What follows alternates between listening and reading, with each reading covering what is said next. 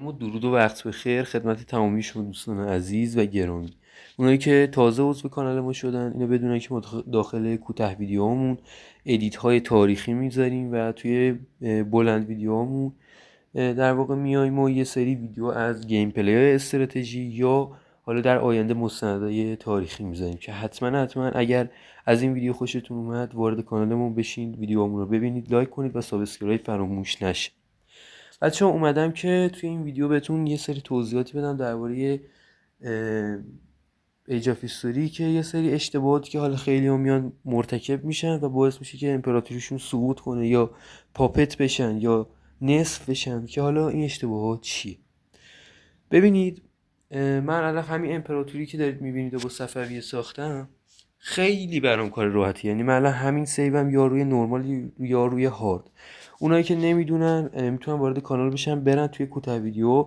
من با ایران روی حالت هارد کل دنیا رو توی جنگ جهانی دوم گرفتم که توی این بازی اصلا کار راحتی نیست. یعنی شما روی همون حالت ایزی هم که بخوای بازی کنی راحت نیست بازی، چه برسه بخوای هارد بازی کنی، روی سخت‌ترین حالت بازی کنی.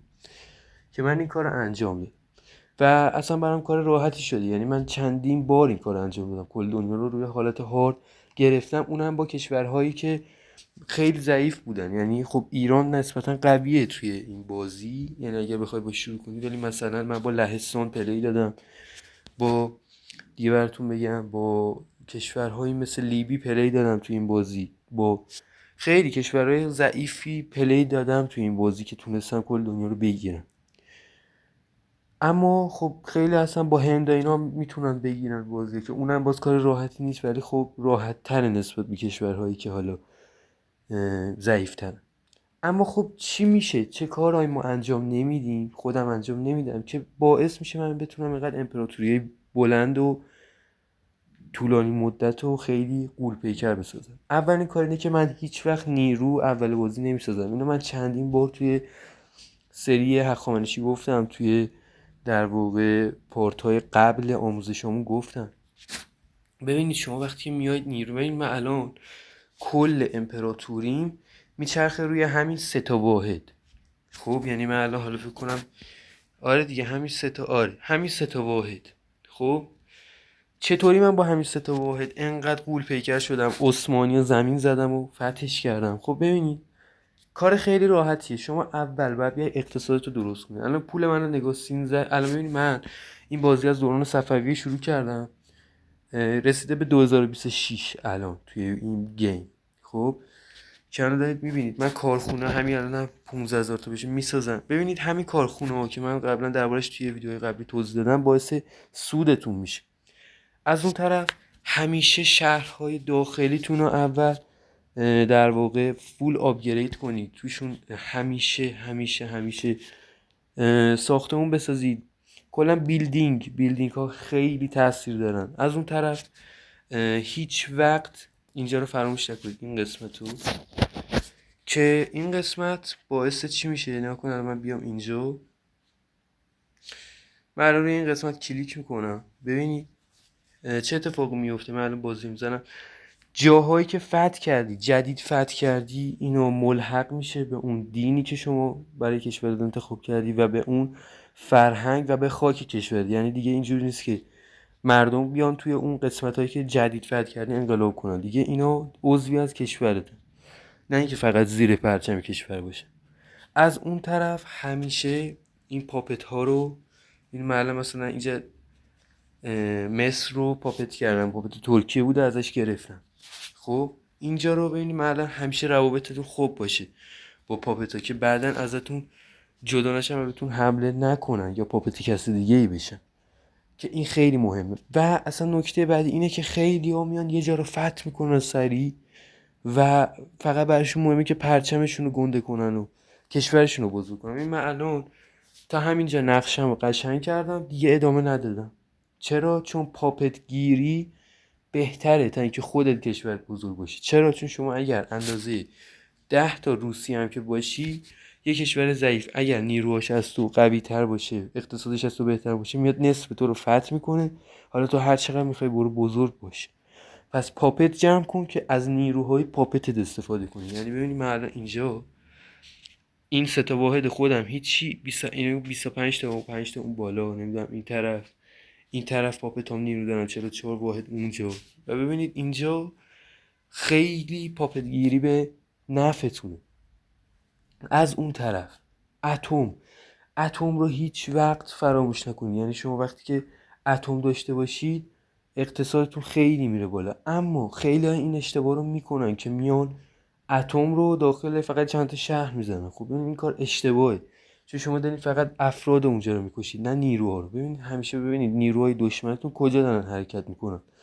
وقتی که بیرون خاک شما هم نرسیدن به خاک شما توی اون شهری که اون نیروها قرار دارن اتم بزنید تا نیروهاشون نابود بشن، نه اینکه اتمی که ساختی همینطوری بزنی و بیفایده نابود بشه. چون شما یک در واقع میتونم بهتون بگم تأثیر کوچیکی روی اقتصاد اون کشور فقط گذاشتی که این اصلا فایده نداره. نکته بعدی چیه؟ نکته بعدی اینه که هر وقت با ایران داری بازی میکنی این قفقاز رو آقا بگیر. این قفقاز خیلی خیلی به سودته. یعنی من الان بهتون بگم من اگر این قفقاز رو نمیگرفتم نه راهی داشتم به اروپا، نه مرزی با روسیه داشتم، نه از اون طرف دریای خزر و دریای سیاه رو دیگه راه درستی نداشتم بهش. چون که خب دریا خیلی بهتون کمک میکنه برای نیروها که نیروهاتون رو راحت تر جابجا کنید و تحرکات نظامی انجام بدید. از اون طرف آناتولی ترکیه رو حتما فتح کنید. از اون طرف این قسمت یونان خیلی مهمه. یونان هم همیشه فتح کنید. یعنی اینا جایین که پاپت نکنید بهترن، ولی خب خیلی جا هستن پاپت کنید بهترن. یعنی مثلا من میتونم بگم هند رو من خودم همیشه میگیرم. یعنی راستیاتش بخوام بگم من توی مدرن ورلد همیشه هند رو فتح میکنم. یعنی الان همین کشوری که این کشور که دارید مشاهده میکنید این کشور رو من خودم به شخصه دارم روش سرمایه گذاری میکنم تا بیاد این پایین شبه قاره هند رو بگیره تا من کلش یه جا فتح کنم. چرا؟ چون من کلا دوستم نقشم قشنگ بشه. یعنی دیگه من خب بازی برام ایزیه، رو هر حالتی برای من ایزیه بازی. من رو هارد و نورمال معمولا بازی میکنم و برام خیلی آسونه. ولی خب برای اونایی که حالا براشون سخته که بیان آقا با هند، اونم مخصوصا مدرن ورد که هند از آمریکا و روسیه هم قوی تره، میخوان بیان اونجا رو فتح کنن. خب اگر شما هند رو بیاین پاپت کنید خیلی بهتره، چون نیروهای خیلی زیادی میسازه و شما دیگه کارتون راحت. یعنی دیگه اصلا نیرو نساز، با نیروهای هند برو بجنگ. پس هند رو معمولا توی مدرن ورد بیشتر، حالا توی سیبای دیگه نیازی نیست، ولی مدرن ورد حتما پاپت کنید بهتره. از اون طرف آقا کشوری که خیلی ها میان فتحش میکنن کامل این چینه. آقا چینم پاپت کن.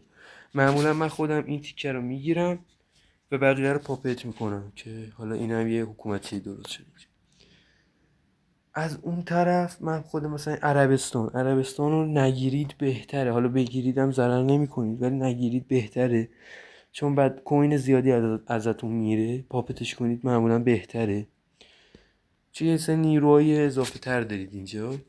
معمولا توی اروپا ایتالیا رو پاپت کنید بهتره و فرانسه رو پاپت کنید بهتره. بریتانیا رو حتما پاپت کنید، نیروهای زیادی بهتون میده. بقیه‌شون رو بگیرید اوکیه، یعنی بگیرید ضرر نکرد.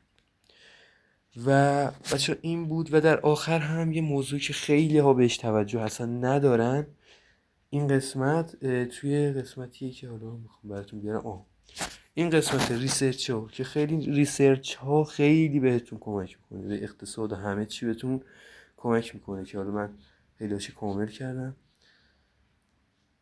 و این قسمت هم دوباره توی ریسرچ اینا رو حتما کامل کنید. داره برای من کامل شده که میتونید مشاهده بکنید. و در آخر هم بهتون بگم که اگر شما مثلا آقا یه کشوری انتخاب کردی مثل ایران که مرزهای خیلی زیادی داره، معمولا همیشه اول کار نرو سمت اونی که حالا خیلی کوچیک‌تره. چرا؟ چون اونایی که معمولا بزرگترن خیلی سریعتر میتونن نیرو بسازن. یعنی خب اقتصادشون سریعتر رشد میکنه و اگه شما بری سراغ اونی که حالا کوچیک‌تره مجبوری چند سال صبر کنی که مثلا کوین جمع بشه، نمیدونم شهرها در واقع یک نواخت بشه دینش با بقیه حالا شهرها، و توی این مدت زمان اون میاد قوی تر میشه و خودش به شما حمله میکنه. پس اول وقتی که شما قوی تر از اونایی، خودتون اول حمله کنید به اون ضعیف هایی که حالا خیلی گندن. و معمولا هم تو مدرن ورلد من خودم اول حمله میکنم به افغانستان، بعد به ترکمنستان و بعدش هم معمولا حمله میکنم به عراق. البته عراق وسط های بازی، چون که اول یه کمی قوی. بچه ها دمتون گرم که این ویدیو رو تماشا کردید. اگر از این ویدیو خوشتون اومده حتما ویدیو رو لایک کنید، کانال رو سابسکرایب کنید و کوتاه ویدیوهای ما رو نگاه کنید که خیلی ادیت زدیم و میتونید برید مشاهده کنید. دمتون گرم. فعلا خدا نگهدار.